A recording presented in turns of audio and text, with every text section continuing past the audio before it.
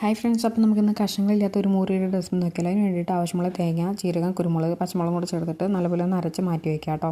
ഒരു ചീനച്ചട്ടിയിലേക്ക് കുറച്ച് എണ്ണ ഒഴിച്ചതിന് ശേഷം കടുക്, ഉലുവയും കൂടെ ചേർത്ത് പൊട്ടിച്ചിട്ട് ഉലുവ, കറിവേപ്പില, സവാളയും കൂടെ ചേർത്ത് നല്ലപോലെ ഒന്ന് വഴറ്റി കൊടുക്കുക കേട്ടോ. കറിക്ക് ഒരു മഞ്ഞ കളർ കിട്ടാൻ വേണ്ടിയിട്ട് ഞാനിവിടെ 1/4 ടീസ്പൂൺ മഞ്ഞൾപ്പൊടിയും കൂടെ ചേർത്ത് നല്ലപോലെ ഒന്ന് ഇളക്കി കൊടുക്കുന്നുണ്ട്. ഈ സമയത്ത് നമ്മൾ അരച്ച് വെച്ച പേസ്റ്റും പാകത്തിനുള്ള വെള്ളം കൂടെ ചേർത്തിട്ട് നല്ലപോലെ ഒന്ന് ഇളക്കിയിട്ട് പാകത്തിനുള്ള ഉപ്പും കൂടെ ചേർത്ത് നല്ലപോലെ ഒന്ന് തിളപ്പിക്കുക കേട്ടോ. നിങ്ങൾ തൈര് എടുക്കുന്ന സമയത്ത് ഒരുപാട് പുളി കൂടിയ തൈരും എടുക്കരുത്, പുളി ഒട്ടും കുറവുള്ളത് എടുക്കരുത്, ഒരു മീഡിയം ലെവലിൽ എടുക്കുക കേട്ടോ. കാരണം നമ്മളിവിടെ കഷ്ണം ഇവിടെ ചേർക്കുന്നില്ലല്ലോ, അതുകൊണ്ടാണ്.